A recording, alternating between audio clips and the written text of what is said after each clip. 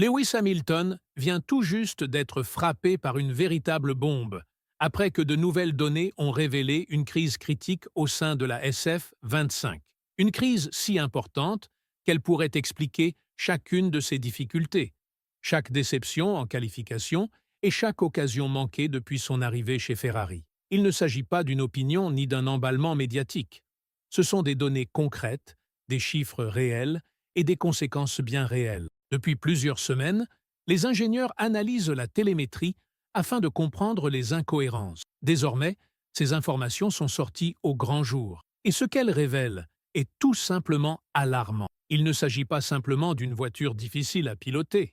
C'est une machine qui s'effondre précisément dans les conditions où Hamilton a le plus besoin qu'elle fonctionne. Faible charge en carburant, virage lent et tour décisif en qualification.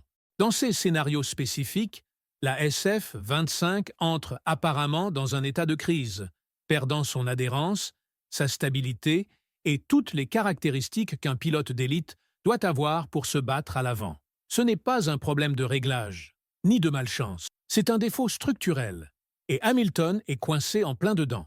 Mais ce n'est qu'une partie du problème. Ce qui rend cette révélation si explosive, ce n'est pas seulement ce que disent les données, mais ce que cela peut signifier pour l'avenir de Hamilton et pour l'orientation que Ferrari va devoir prendre. Avant de plonger dans les détails, n'oublie pas de liker cette vidéo, de t'abonner à la chaîne si ce n'est pas déjà fait, et de rester jusqu'à la fin, car la vérité derrière cette crise pourrait bien transformer l'héritage de Hamilton et révéler l'échec technique le plus retentissant de la saison 2025 de Ferrari. Quand Lewis Hamilton a signé chez Ferrari, les attentes étaient historiques. Une alliance de légende. Le septuple champion du monde enfin en rouge, en quête de nouveaux défis, du 8e titre tant convoité et d'une place dans l'histoire avec l'écurie la plus mythique de la Formule 1.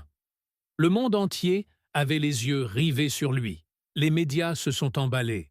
Les attentes étaient immenses. Mais après 5 courses, la réalité est douloureuse. Hamilton n'a pas encore battu Charles Leclerc en Grand Prix. Et ses performances en qualification suscitent des interrogations. À Bahreïn et en Arabie Saoudite, l'écart entre les deux pilotes en Q3 dépassait une demi-seconde. Et désormais, grâce à la télémétrie détaillée et au retour d'informations publiées par la Gazzetta dello Sport, on comprend peut-être enfin pourquoi. La SF-25 entre, selon les ingénieurs, dans un état de crise sous 2 conditions bien précises, faible carburant et virage à basse vitesse. Autrement dit, lors des qualifications. Au moment exact où un pilote a besoin de totale confiance dans le grip mécanique de la voiture, la SF-25 devient instable, imprévisible et difficile à maîtriser. Ce comportement ne fait pas que compromettre la performance, il casse le rythme, la fluidité et la confiance du pilote. Les propres données de Ferrari confirment ce phénomène. Lorsque la voiture est légère et entre dans des portions de piste lentes et techniques, elle perd son adhérence mécanique et devient très difficile à équilibrer. Cela peut être gérable pour un pilote comme Leclerc, qui a grandi avec cette voiture. Mais pour Hamilton, qui a passé plus de 10 ans à maîtriser les dynamiques uniques des monoplaces Mercedes, c'est comme entrer dans un univers totalement différent. Il l'a d'ailleurs reconnu publiquement, qualifiant la voiture de « étrangère ». Il a clairement indiqué qu'il ne faisait pas corps avec la SF-25. La voiture ne répond pas comme il s'y attend. Le ressenti dans le volant, le comportement des pneus au freinage, la réponse aérodynamique en milieu de virage, tout est différent. Et surtout, ce n'est pas meilleur, ce n'est pas plus rapide, c'est juste déroutant.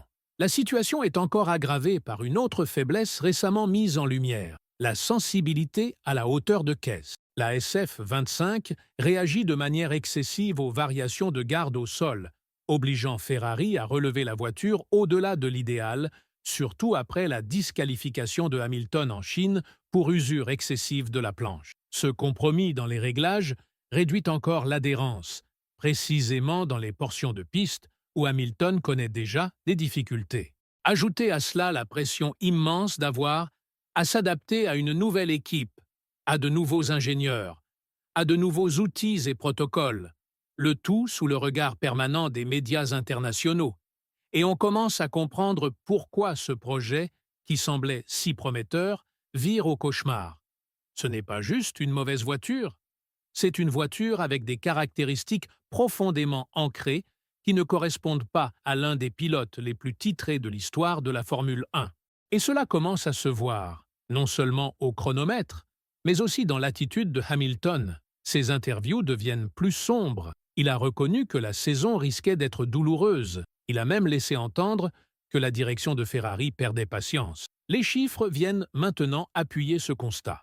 Une seule fois cette année, une Ferrari s'est qualifiée dans le top 3. La voiture n'est tout simplement pas au rendez-vous dans les moments cruciaux.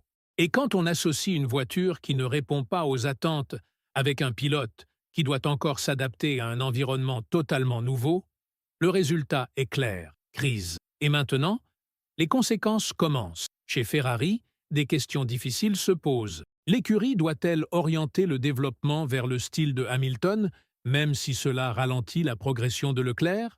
Peuvent-ils se permettre de perdre l'un de leurs pilotes à un moment aussi critique du championnat? Combien de temps leur reste-t-il vraiment avant que cette saison ne leur échappe complètement? Les spéculations vont déjà bon train. L'ancien pilote de F1 Ralf Schumacher a même suggéré que si cette spirale descendante se poursuivait, Hamilton pourrait quitter le sport définitivement. Une remarque autrefois impensable qui ne paraît plus si irréaliste. Et pourtant, en public, Lewis reste combatif. Lors de l'ouverture du magasin phare de Fanatics à Londres, il a déclaré aux fans « S'il vous plaît, croisez les doigts. Je ne vais pas abandonner. Nous allons continuer à progresser. On se relève toujours, n'est-ce pas? Mais l'espoir seul ne réparera pas la SF25. Ferrari est désormais face à une décision cruciale. Continuer sur la voie actuelle qui favorise Leclerc ou essayer de transformer fondamentalement la voiture pour qu'elle corresponde au style de Hamilton. Les deux options comportent des risques. Les deux définiront le reste de la saison. Avec le prochain Grand Prix à Miami, la pression ne fait pas qu'augmenter. Elle est sur le point d'exploser. Ce qui avait commencé comme un nouveau chapitre audacieux dans la carrière légendaire de Hamilton devient l'un des plus grands défis qu'il ait jamais affronté. Ferrari, malgré tout son prestige et son histoire, est maintenant elle-même face à une remise en question. Car lorsqu'une équipe signe un septuple champion du monde, la dernière chose à laquelle elle s'attend, c'est de chercher des réponses au lieu de chercher des victoires. Les dernières données ont rendu une chose brutalement évidente. La SF25, dans son état actuel, n'est pas une voiture capable de remporter un championnat. Du moins, pas pour Lewis Hamilton. La combinaison de sensibilité à la hauteur de caisse, de manque d'adhérence mécanique dans les virages lents et d'instabilité à faible charge de carburant a créé un scénario cauchemardesque qui prive Hamilton de la confiance dont il a besoin pour performer. Et ce n'est pas un problème qui disparaîtra du jour au lendemain. C'est systémique. C'est enraciné dans l'ADN de la voiture. Et à moins que Ferrari ne prenne des mesures drastiques, cela pourrait compromettre non seulement une saison, mais un projet tout entier. Ce qui est en jeu ici, ce ne sont pas seulement des points ou des podiums, c'est un héritage. Hamilton n'est pas venu chez Ferrari pour se battre en milieu de grille. Il est venu pour la grandeur, pour l'histoire, pour une dernière chance d'atteindre l'immortalité en rouge. Mais si les choses continuent ainsi, il pourrait bien passer ces dernières années en Formule 1, non pas à lutter pour des titres, mais à lutter contre les limites de la machine, du développement et du temps lui-même. Et pour Ferrari, les questions sont tout aussi redoutables. Doivent-ils s'en tenir à un concept qui convient à Leclerc, mais laisse Hamilton de côté? Doivent-ils prendre le risque d'une transformation en pleine saison qui pourrait tout leur coûter si elle échoue? Ou doivent-ils admettre que la direction actuelle, malgré tout le talent et les investissements, ne fonctionne tout simplement pas? Quelle que soit la décision, elle devra être prise rapidement, car la Formule 1 n'attend personne. Et plus ce mode de crise perdure, plus les dégâts deviennent durables, sur le moral, sur la stratégie et sur la confiance au sein de l'équipe. Et vous, qu'en pensez-vous? Dites-le nous en commentaire. Sommes-nous en train d'assister au début de quelque chose de grand ou au lent effondrement de l'un des duos les plus attendus de l'histoire moderne de la Formule 1? Ferrari peut-elle encore s'adapter à temps pour sauver la saison de Hamilton? Ou le fossé est-il déjà devenu trop grand? Cliquez sur le bouton like si vous croyez encore au retour, abonnez-vous à la chaîne si ce n'est pas déjà fait, et restez connectés, car l'histoire entre Lewis Hamilton et la SF-25 évolue rapidement. Et si ce qui arrive est du même ordre que ce que nous venons de voir, cela pourrait bien secouer Ferrari et toute la Formule 1 jusqu'à son cœur.